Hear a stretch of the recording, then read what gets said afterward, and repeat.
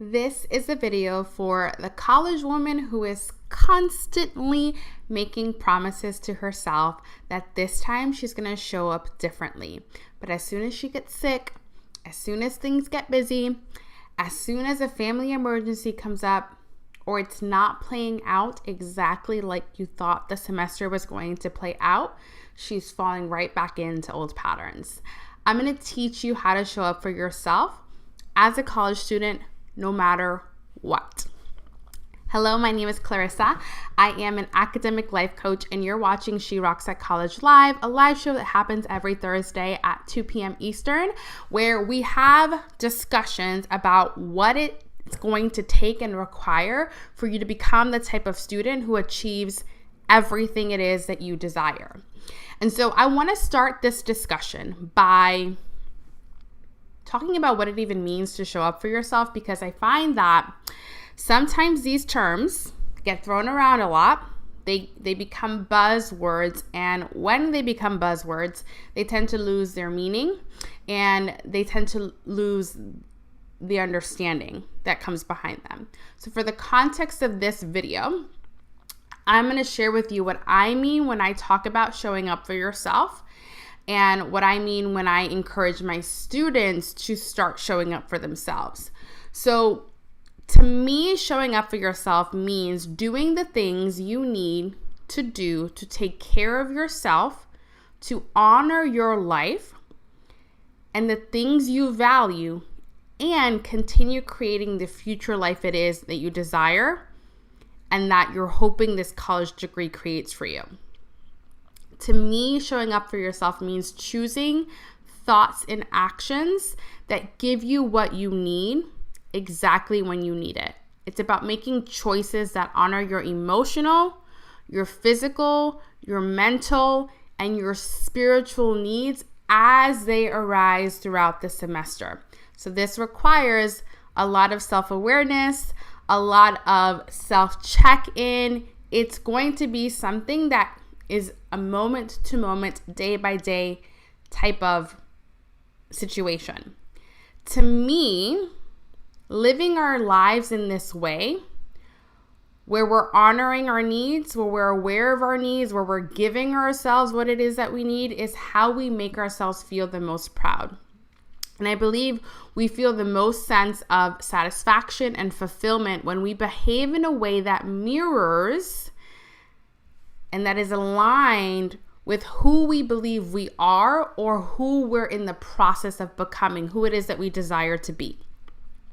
So I said this in my video last week entitled Building Self-Discipline, How to Build Self-Discipline.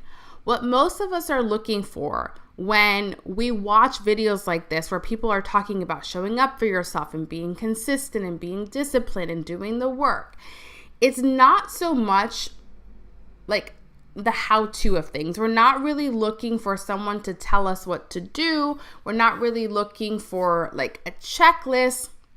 What we're really looking for when we're watching these types of videos is we want to be able to say we're the type of person who does show up for themselves. We want to feel the emotion of pride. We want to have the identity, and we want others to have this perception of us that we have it all together.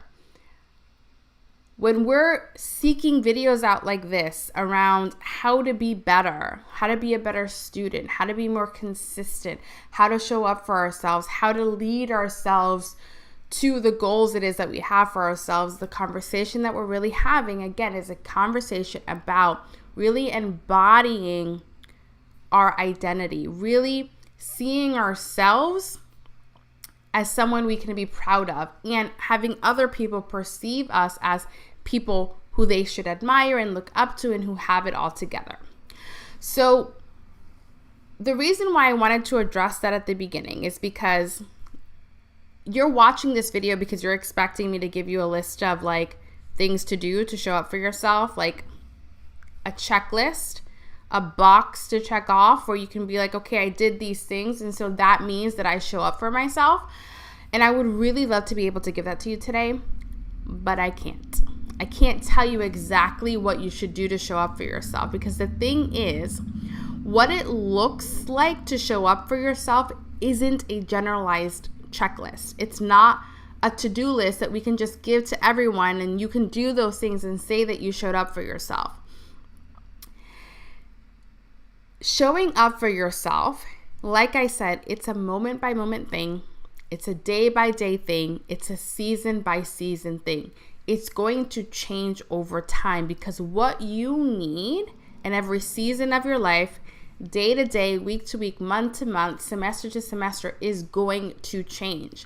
And this is why I think it's so easy to get overwhelmed and to get confused when we hear people say, you got to show up for yourself, you got to do the work, you got to be willing to show up. Because what we've done as a society is that we've taken the nuance out of literally everything. We take the humanity and the individuality and the complexities of being a human being out of everything, and we put it into this neat little list. And then every single one of us is measuring ourselves up to that neat little list, but we live in nuance. We live in complexity. We live in a world that is changing and evolving constantly, that doesn't stay the same. And so that's the reason why I can't sit here and tell you that if you do these things, it means that you show up for yourself. What I would rather do is honor the reality of the world, which is there is nuance, there is complexity. What you need to show up for yourself is going to change based off of where you are, the resources you have available to you, how resourced you are emotionally and mentally. When we sit here and focus on what do I need to do, and what are the right steps, and like what does it look like for you to show up for yourself, and we're focusing on everything everyone else is doing, we forget to actually check in with ourselves. We forget to ask ourselves, what does it mean for me to show up for myself today? What does it mean for me to show up for myself in this season? What does it look like for me not to show up for myself today? What does it look like for me not to show up for myself in this season? How do I feel when I do show up for myself? Like, what are the thoughts that I'm having about myself when I'm showing up for myself? What are the thoughts that I'm having about myself when I'm not showing up for myself? What am I feeling when I'm not showing up for myself? Using these types of questions to get clearer and clearer about what it takes to make ourselves proud, to me, is what showing up for ourselves looks like. And I know that I am super annoying with this, but one of the reasons, if you haven't already noticed, why this YouTube channel, which is supposed to be an academic success type of YouTube channel, one of the reasons why I focus so much on personal growth, self-awareness, personal evolution, and not so much on study skills. You rarely see me creating videos that are like showing you a bunch of different planners and time management techniques and note-taking techniques and study techniques, is because I truly believe that it isn't about what we do. It's not, the planner isn't going to make or break you. The study routine isn't going to make or break you. The time management skills aren't going to make or break you. It's not the things that we do that determine how successful we're going to be. It's not even the resources that we have available to us. Yes, they aid and they can make things easier, etc. But I honestly and truly stand by the belief that it's who we are while we're doing these things that actually determines our success. Because if you are the type of person who believes that they're capable of achieving A's, if you believe that you're the type of student, if you're the type of college woman who can achieve A's, who does achieve A's, you are going to choose actions and behaviors every day that allow you to earn A's. If you believe that you're the type of student who consistently studies, you're going to do the things that a student who consistently studies does.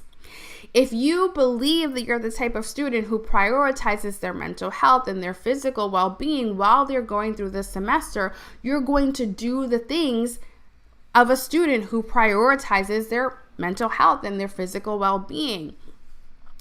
I promise you that if you focus more on believing you're the type of student who, insert whatever it is that you think is going to make you a good student, you're not going to have to try to show up for yourself anymore. You're just going to do it. But the first step is always getting crystal clear on who you are and who you want to be. If we can get this identity piece, this self-concept piece really narrowed in, the what to do to show up for myself, what do I need to do to show up for myself, what does it look like to show up for myself, will automatically reveal itself to you. Again, in my video where I talk about self-discipline, which you can find a link to it in the description box below, I gave 8 to 10, I think, journaling prompts to help you get clear on who it is that you're working on becoming, what your current self-identity is, what your current self-concept is. And I'm going to need you to, at some point, go to that video, and in the comment section, I put all of the journaling prompts right in there because this is really important, guys.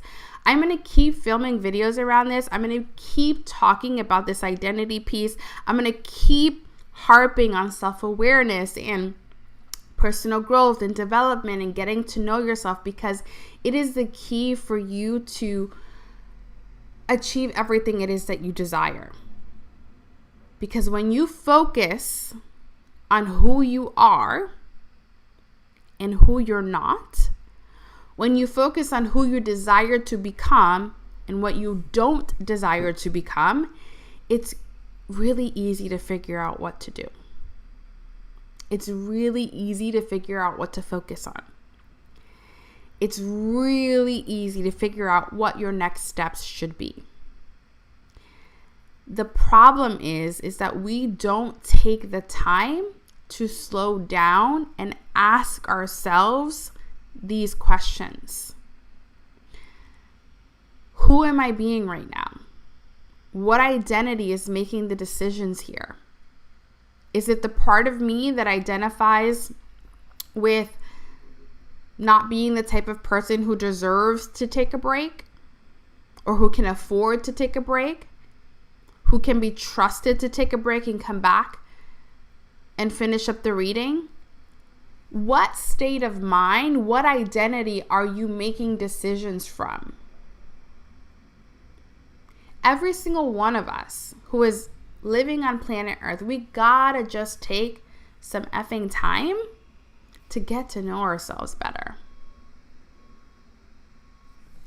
When I say to my students, we gotta be willing to do the work, this is the work that I'm referring to. Asking ourselves the tough questions, the self-reflective questions, the powerful questions, the questions that guide us to who we want to be in this world and what we want to create. So many of us, when we feel stuck, when we feel lost, when we feel confused, we don't go within to ask ourselves the questions to get unstuck, to get clear. The first thing that we do is look outside of us because we believe that someone else has the answer, that someone else's way is the way that's going to work for us.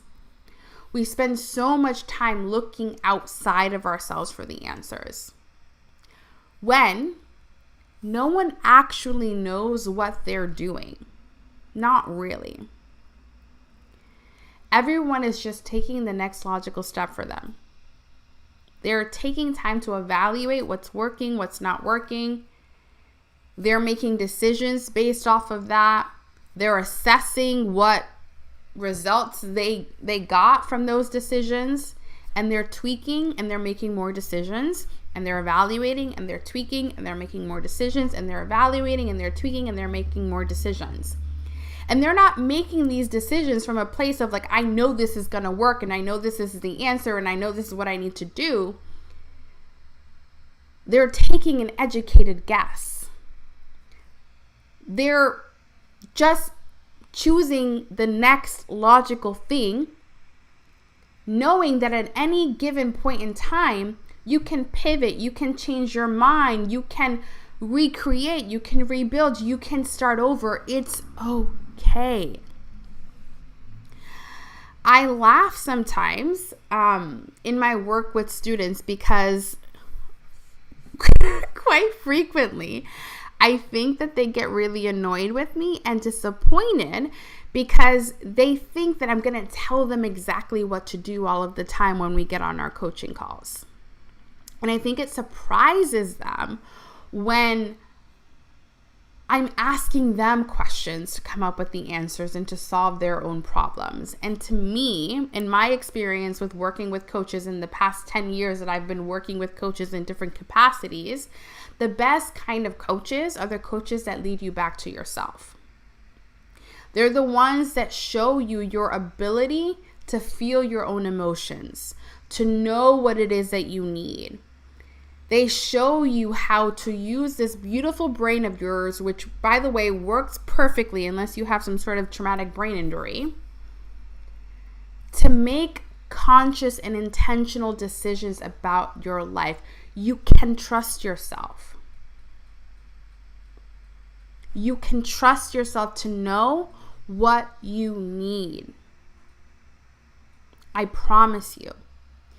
It's just that most of us haven't been taught this. We have been conditioned out of trusting ourselves. And one of the questions that one of the coaches that I have right now always ask us is, who does it benefit for you to think that way? Who does it benefit to you to think that way? Like, really think about the societal structures that we live in,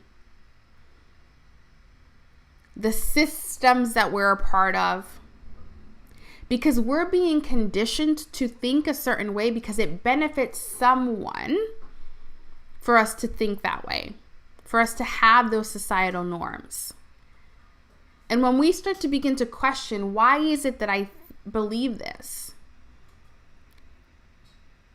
Why is it that I think that this is right and this is wrong? When we start to question the thoughts we have in our head, the things that we're naturally drawn to, we get to know ourselves even more.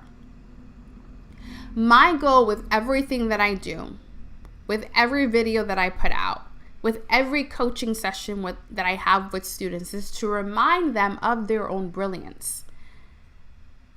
To remind them that they are fully capable of trusting themselves to make decisions about the trajectory of their life, that it's okay to make mistakes, teaching them how to bounce back and learn from those mistakes. That's my role, what I personally feel my role is as a coach. It's not to sit here and tell you what to do. I'm going to provide you with tools that have been scientifically proven to work in regards to study skills and time management and all of that. But at the end of the day, whether or not they work is entirely dependent on where you are, what you believe about yourself, what you believe about time, what you believe about studying, what you believe about what it means to be a good student, what you believe about what it means to show up, the pressures that you put on yourself, the expectations that you put on yourself, like all of that needs to be taken into consideration. And this is one of the reasons why I don't just focus on teaching students study skills, because that part is easy. That's 1, 2, 3, step 1, step 2, step 3, step 4, that part is easy. The hardest part is teaching people how to think. Reminding people that they have options and opportunities and choices. Teaching people how to navigate failures and setbacks and things not working the way that they thought that they were going to work. Teaching people how to endure, how to be able to be in the process of learning, in the process of becoming, and all of that, the learning how to be in it, how to really be present with it, how to really feel into all of it, comes from you being able to ask yourself really powerful questions. And so with that in mind, I wanted to share with you some journaling prompts that might help you to come up with an image of what it looks like for you to show up for yourself right now in this season that you're in. Okay? So if you have not yet done this, if you're watching here with me live, take a moment to go grab a piece of paper and a pen so that you can write these down. I will try to do my best to put this in the comments of the video for anyone who is watching the replay. If you are watching here with me live, I would love for you to interact with me. If you're watching the video later on when it's posted to YouTube, please engage with me in the comments, because your comments literally fuel me. It is what allows me to create more videos, to be able to answer your questions and to get specific about the things that you're struggling with, to make sure that you're getting the support it is that you desire and that you thought that you were going to get when you subscribe to this channel. It allows me to go deeper in the content and really provide support that you need and keep it real. So if you're here, say hello. If you're watching the replay, do the same. And I'm babbling so that you can pause and go grab something to write with, okay? So question number one, journaling prompt number one, for you to learn what showing up for yourself looks like in this season is, what do I love about my life right now? So what do I love about my life right now?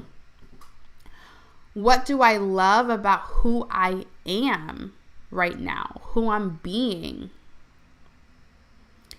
How am I already showing up for myself in ways that make me so damn proud? What are all the things I did yesterday to show up for myself in a way that made me proud? What are all the things I did this week to show up for myself in a way that made me proud?